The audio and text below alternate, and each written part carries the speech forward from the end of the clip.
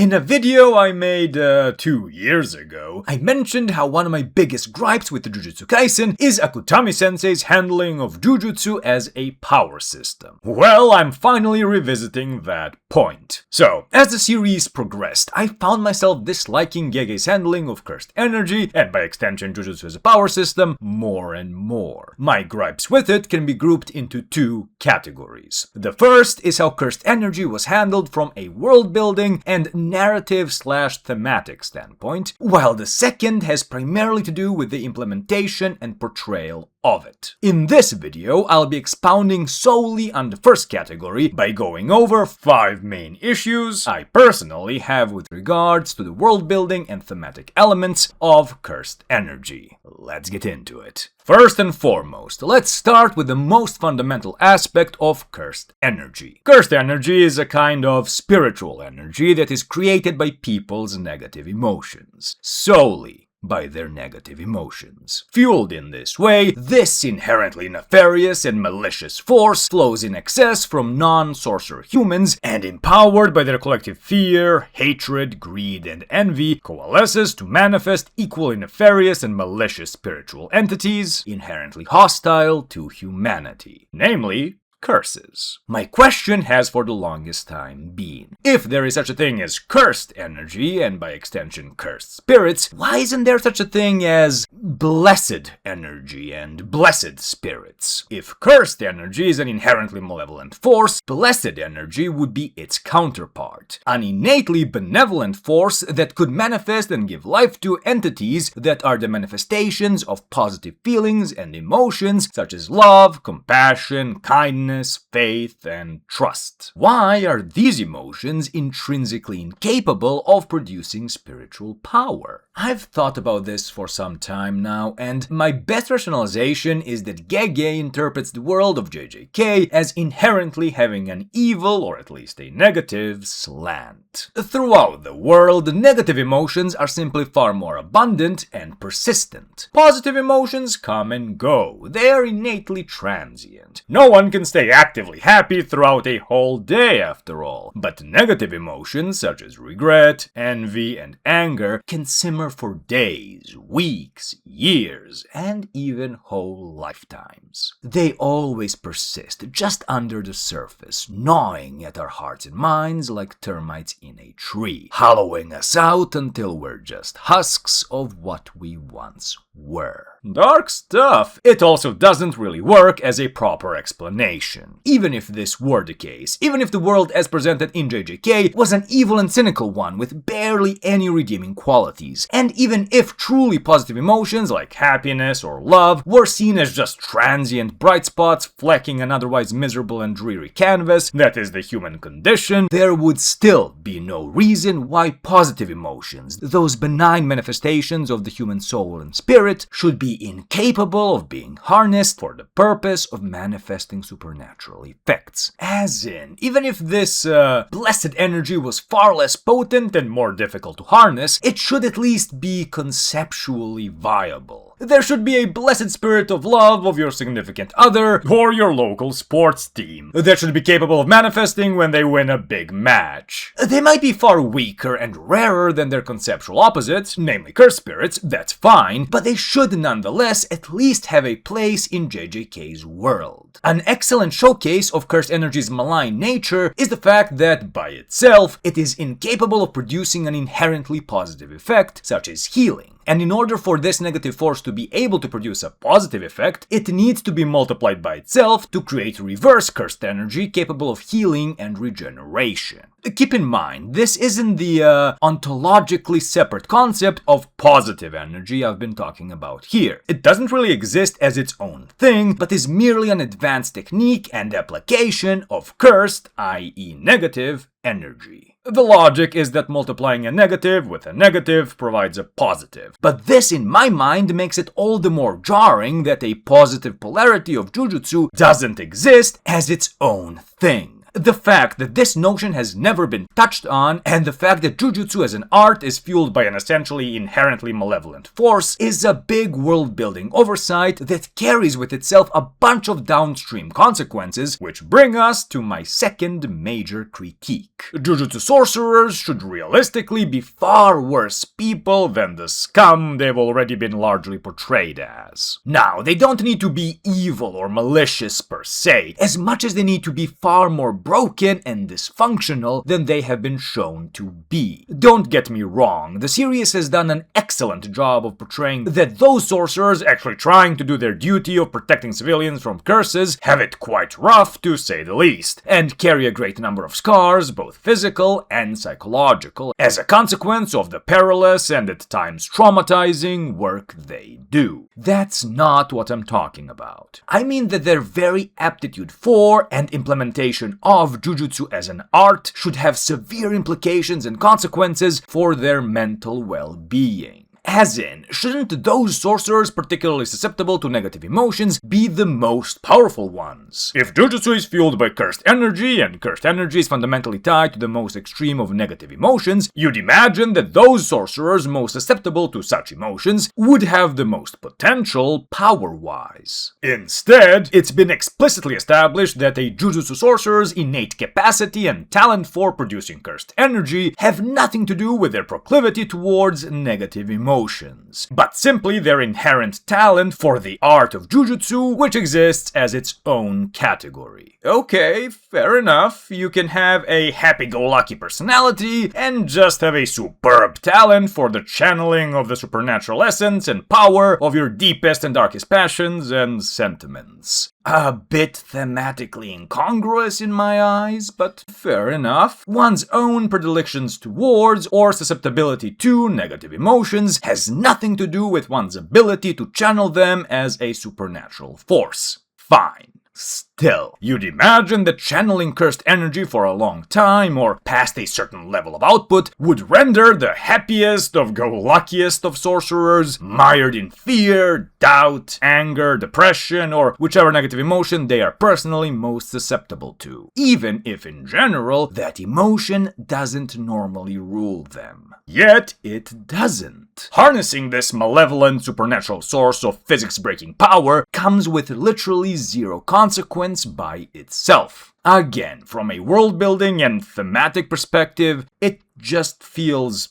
off. My third grievance is that I really feel like Jujutsu techniques should be inherently much more pernicious, both to others and the sorcerers using them. For the reasons already established in the previous points, I always had a feeling that cursed techniques are far too neutral considering their malign origin. As in, when I imagine abilities created through a force such as cursed energy, I'd expect them to have a far more malevolent nature. For example, I'd expect to see many more techniques like Nobara's straw dolls or Geto's cursed spirit manipulation, and less those like Todo's boogie woogie or Megumi's bunnies. Furthermore, you'd also expect abilities to have certain unsavory side effects or conditions for their usage. I'm just spitballing here, but imagine if Megumi's divine dogs needed to make a kill or hunt down a worthy prey before they could be dispelled, thus draining his cursed energy if his target manages to evade them. Or if Gojo's infinity had the narrative consequence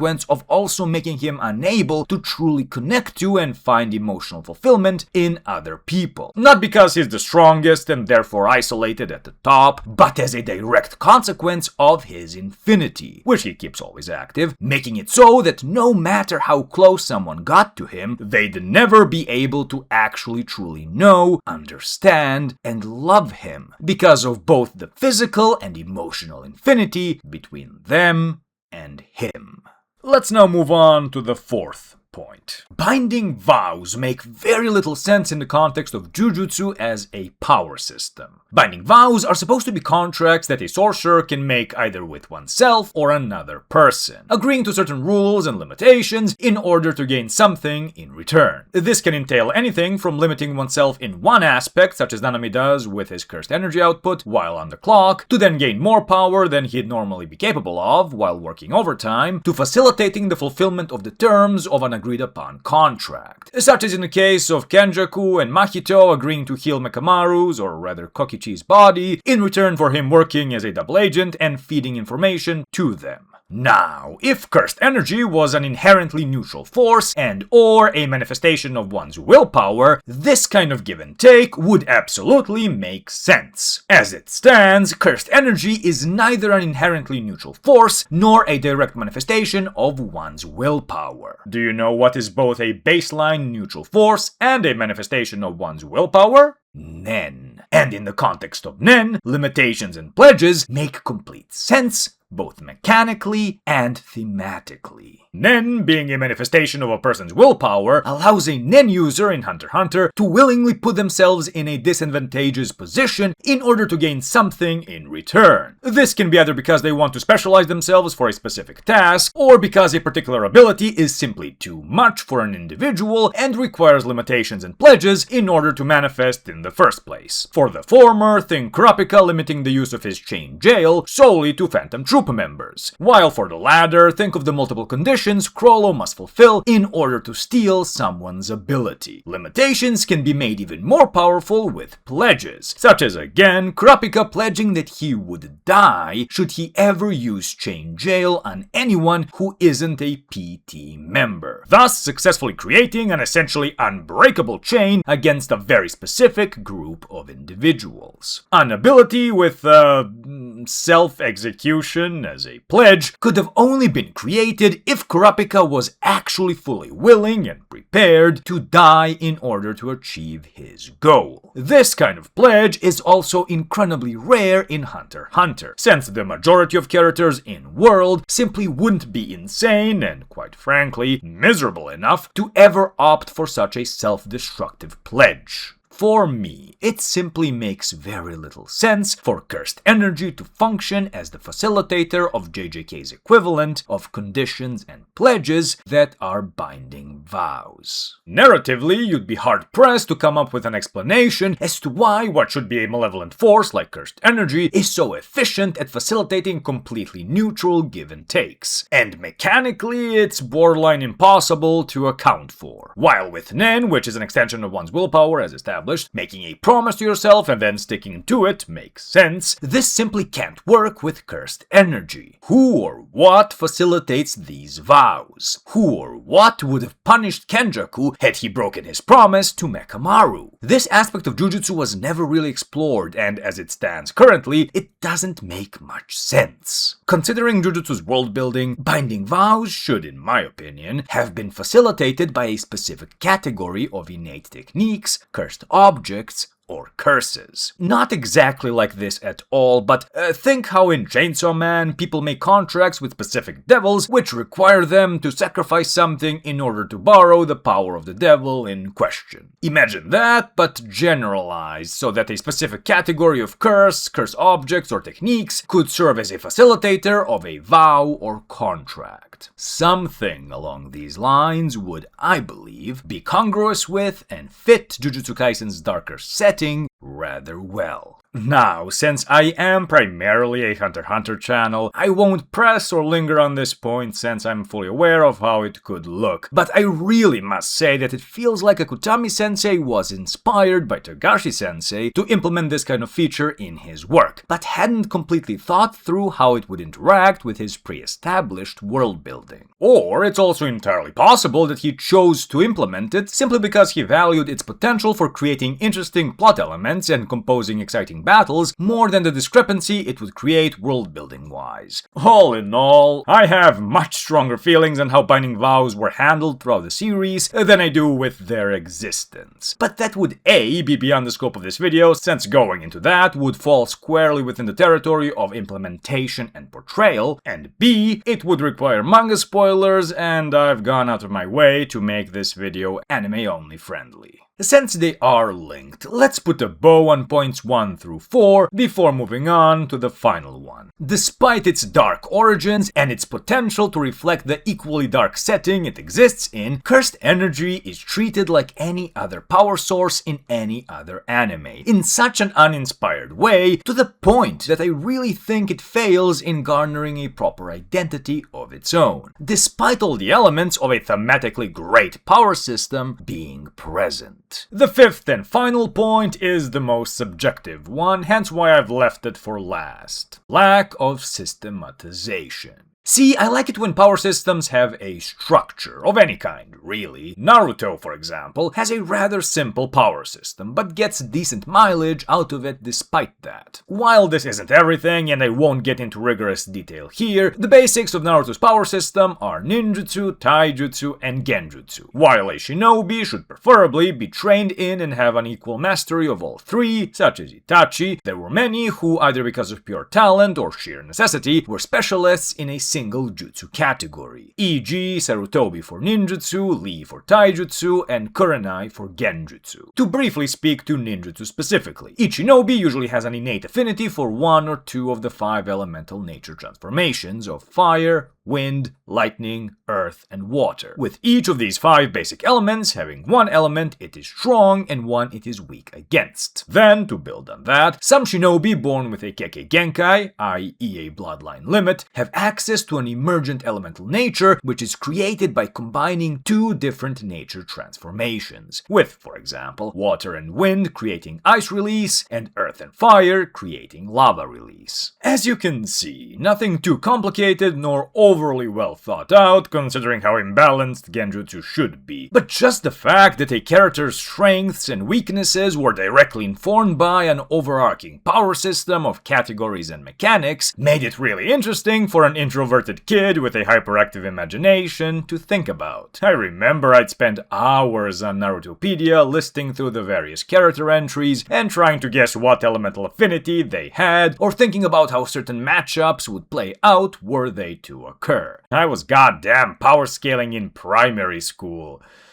It was only a matter of time before I made a YouTube channel. I won't get into it, but its incredibly rich, complex, and well-connected power system is a really big part as to why I've resonated with Hunter x Hunter to the extent that I have. Hell, I have a whole series where I break down various Hunter x Hunter abilities into their basic mechanics and rate their complexities, because even if Togashi-sensei doesn't create abilities from the ground up, which he definitely does not, to be clear, the system he created is complex, coherent, and cohesive enough that it can account for almost every ability seen in the series, which I love. The system isn't perfect, mind you, as my videos show, but it's the one that has by far resonated with me the most. Now, Jujutsu as a power system does have some universal elements to it, such as the aforementioned Binding Vows, Reverse Curse Technique, or Black Flash, but there's no core system. Each curse technique is, for the most part, unique, and while it may fall under a very broad category, such as those sorcerers which create or summon familiars to aid them would fall under the general category of Shikigami users, there's no real consequence, let's say, to that power system-wise. As in, while Shikigami users tend to be less capable in melee combat, that's not really a limitation brought about by an overarching system, but simply a practical consequence of their techniques allowing the users to wage combat at long range and out of reach of their opponents. And quite honestly, this aspect of Shikigami users has only ever been brought up in instances where it was solely meant to emphasize the fact that their users can actually be quite capable melee combatants, further highlighting the fact that it's not a hard rule, to say the least. This, while in Hunter x Hunter, characters go out of their way to not only hide their abilities, but also their categories, as it's been said that just knowing someone's nen category is a huge tactical advantage, as one's category greatly shapes a user's skill set and can even provide insight into the broad strokes of their personalities, according to some, at least. Now, again, I will emphasize that this is just my personal preference. Not every power system needs to have this kind of systematization and overarching mechanics, but considering how technical and overly specific it can get at times, I at least feel like JJK could have benefited from a bit more structure.